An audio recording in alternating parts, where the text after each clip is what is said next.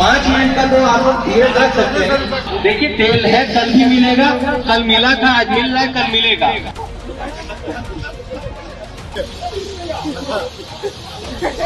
Petrol मिलेगा, सबको मिलेगा। पैनिक लोगों ने क्रिएट कर रखा है। उत्तर प्रदेश के कई जिलों में 26 मार्च को पेट्रोल डीजल को लेकर के अफरा तफरी का माहौल रहा। पेट्रोल पंप पर कई जिलों में लंबी कतारें देखी गईं और इसको लेकर के मुख्यमंत्री योगी आदित्यनाथ को आगे आकर अपील करना पड़ा कि डीजल पेट्रोल की कमी नहीं है, कृपया लाइन कोई न लगाए, कतारबद्ध न हो, पेट्रोल डीजल पर्याप्त है।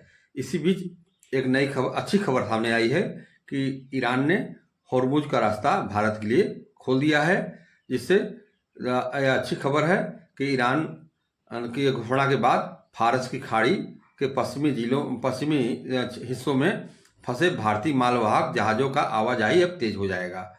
इसलिए जो किल्लत का सामना करना पड़ रहा है और किल्लत नहीं होगी और भारतीय मालवाहक जहाज वहां से आने शुरू हो जाएंगे। तेज होने की जताई जा रही है। इसी के साथ ही एशिया के कई देशों में यह लगभग लॉकडाउन की स्थिति जो है मैं आपके सामने अभी प्रस्तुत करूंगा कि किन किन देशों में लॉकडाउन की स्थिति क्या हुई है, इसको ईंधन को लेकर के, और भारत में क्या स्थिति रहने वाली है, भारत में किस तरह का लॉकडाउन लगने वाला है। जैसा कि अभी हाल ही में प्रधानमंत्री नरेंद्र मोदी ने लोकसभा में कहा था कि भारत में भी लॉकडाउन की स्थिति, अगर युद्ध लंबा चला तो भारत में भी लॉकडाउन की स्थिति हो सकती है।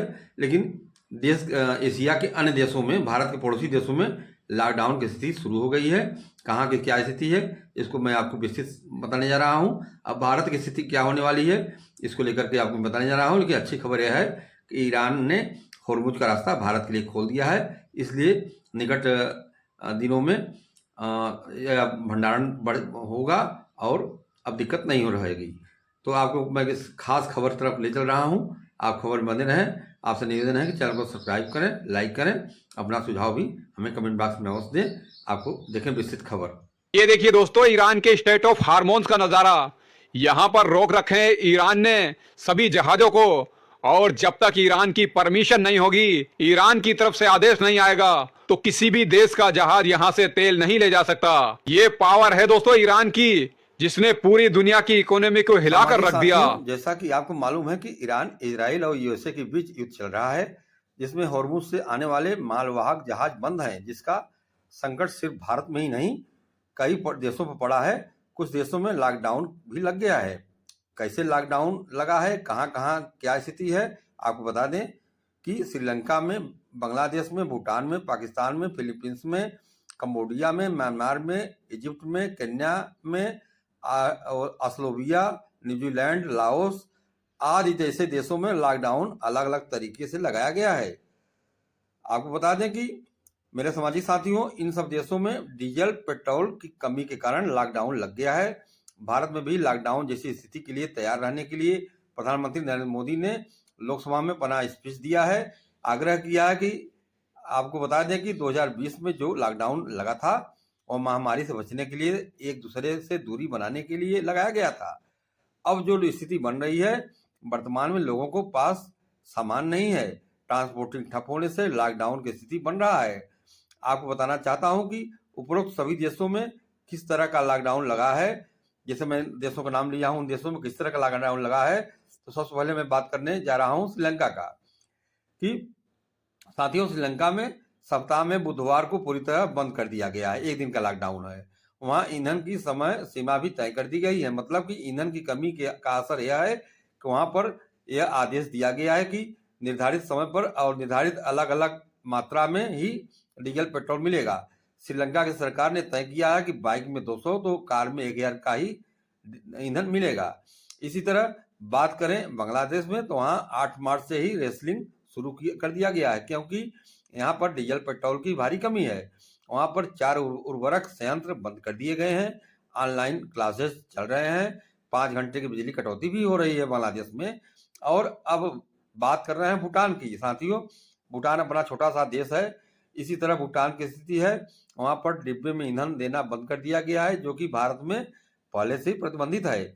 आप देख रहे होंगे कि समाचार पत्रों में देख रहे होंगे और दैनिक भास्कर सहित अन्य समाचारों में दिखाया गया है कि यूपी के गोड्डा, सिद्धार्थनगर आदि जगहों पर लोग डिब्बा लेकर खड़े हैं। डीजल पेट्रोल के लिए लंबी लंबी बड़ी बड़ी लाइन लगी हुई है। इसी तरह आपको बता दें कि पाकिस्तान में इस समय जो स्थिति है लॉकडाउन की, वहाँ सप्ताह में 4 दिन का कामकाज है, 3 दिन का अवकाश चल रहा है। सरकारी कर्मचारी 50% वर्क फ्रॉम होम में हैं, तो ईंधन के आवंटन में 50% की कमी कर दी गई है। पाकिस्तान से कुछ ऐसी भी खबरें आ रही हैं कि वहाँ जो सरकारी कर्मचारी हैं उनके वेतन से भी 30% की कटौती की जा रही है। साथ ही बता दें कि इसी तरह फिलीपींस से भी खबर आई है कि फिलीपींस सरकारी दफ्तर सिर्फ 4 दिन काम करेंगे, अब शेष दिन वर्क फ्रॉम होम में रहेंगे। निजी क्षेत्र में वर्क फ्रॉम होम भी किया गया है। गैर जरूरी यात्राओं पर प्रतिबंधित कर दिया गया है।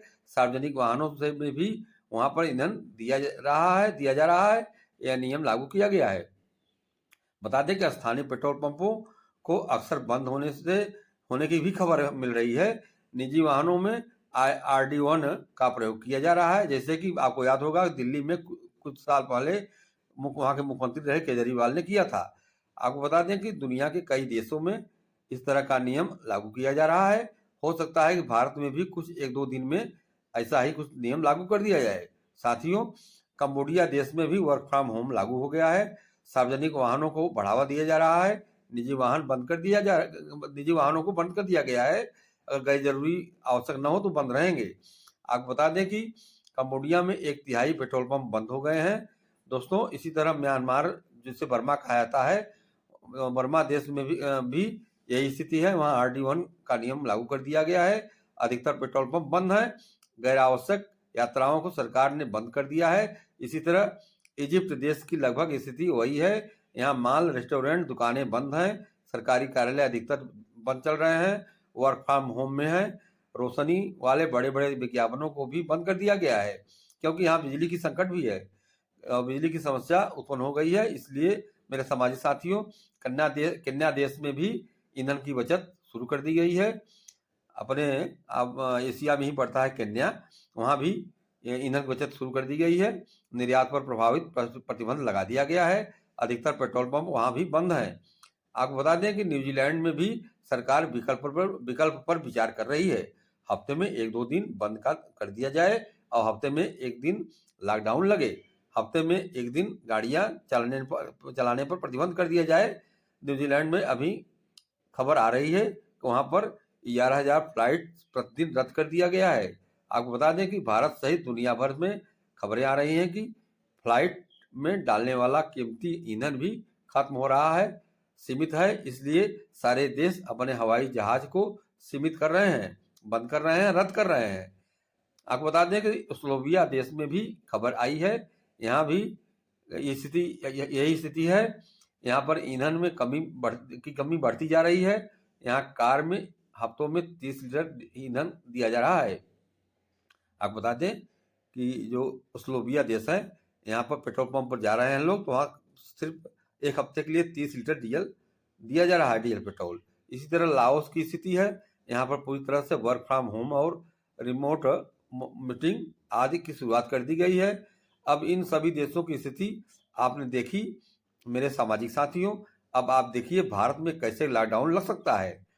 मैं आपको बता दें कि प्रधानमंत्री नरेंद्र मोदी ने लोकसभा में लॉकडाउन के लिए बोला है, लेकिन पहले वाला लॉकडाउन भारत में नहीं होगा। यहाँ पर हम समझ रहे हैं कि कंट्रोल लॉकडाउन लग सकता है। हालांकि यहाँ पर सरकार नया लॉकडाउन की घोषणा 1-2 दिन में कर सकती है, जिसका नाम होगा कंट्रोल लॉकडाउन। हालांकि अभी सरकार ने इसका नाम नहीं दिया है। इसमें बता दें कि सरकारी व्यवस्था बंद नहीं होगी, सिर्फ गाड़ियों को जरूरी चीज बंद होने की संभावना है। इसमें पेट्रोल डीजल का प्रत्येक वाहनों के हिसाब से लिमिट बनाया जाएगा। जैसे आप पंप पर बाइक में 500 का पेट्रोल मांगेंगे तो वहां पर कहा जाएगा कि भैया सिर्फ 200 का पेट्रोल दिया जाएगा, यही आदेश है।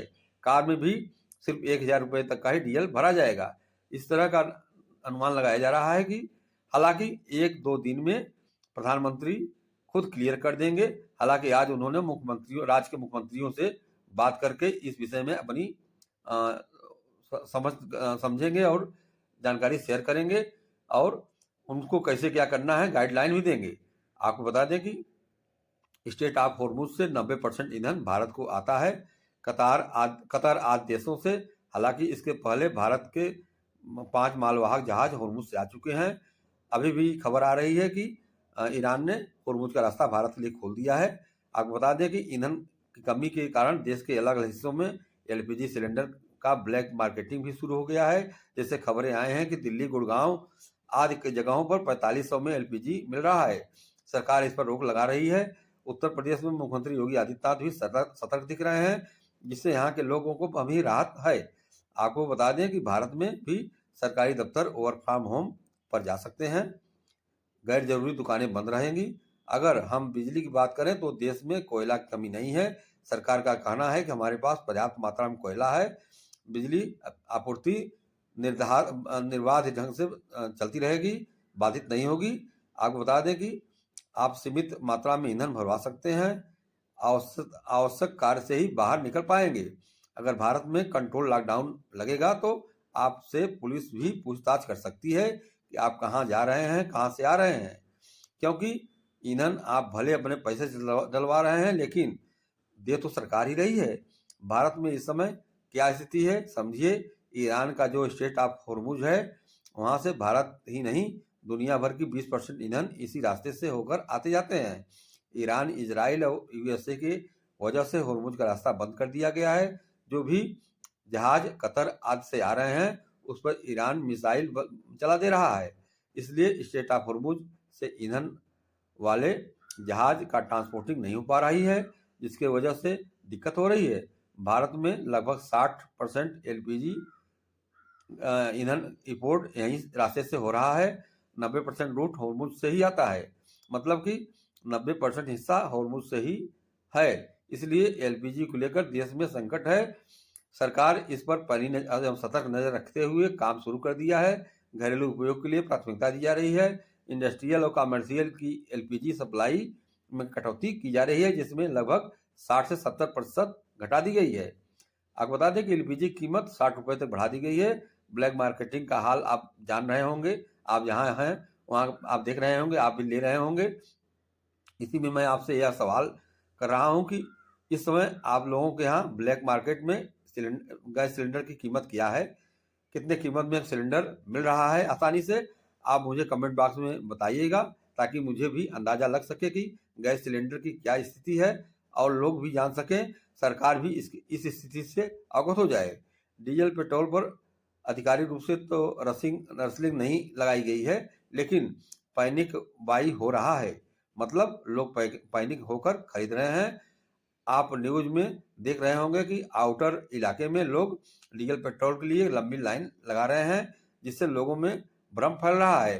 वैसे प्रधानमंत्री नरेंद्र मोदी और मुख्यमंत्री योगी आदित्यनाथ ने कहा है कि एलपीजी पर्याप्त है। प्रधानमंत्री ने कहा है कि यदि युद्ध लंबा चला तो पेट्रोल डीजल को लेकर लोगों में बचत की बात कही जाएगी। आपको बता दें कि इन सब के बावजूद भी भारत में पेट्रोल डीजल को लेकर कोई भी पैनिक स्थिति अभी नहीं है, क्योंकि सरकार की ओर से कोई बयान नहीं आया है। इस एलपीजी वितरण लगातार चालू है। राशन भारत में पर्याप्त मात्रा में है, और चूंकि उसका खुद हम उत्पादन हम लोग करते हैं, तो राशन की कमी नहीं है। तो आपसे यही कहना है कि पैनिक स्थिति में मत आइएगा। देश अपना अन्य देशों के मुकाबले में ठीक हालत में है और बेहतर है। हमारे देश से बाहर की जो स्थिति चल रही है, उस वजह से हमारे देश पर कुछ संकट आ रहे हैं जरूर, लेकिन हमें ऐसा लगता है कि भारत की जनता ने जैसे कोरोना जैसे युद्ध लड़ा, वैसे ही तमाम ऐसी स्थिति में हम सब साथ मिलकर भारत को बनाएंगे और स्थिति को बेहतर तरीके से समझेंगे, और एक बार यह जंग भी हम जीत कर रहेंगे। मैं राकेश त्रिपाठी, पत्रकार, सच्चाई तरीके से चीज़ों को सामने लाने के लिए संकल्पित हूँ। आपसे निवेदन है कि चैनल को सब्सक्राइब करें और कमेंट में मुझे बताइएगा। अपना बेहतर ढंग से ध्यान रखिएगा और आपको बहुत बहुत शुक्रिया, धन्यवाद।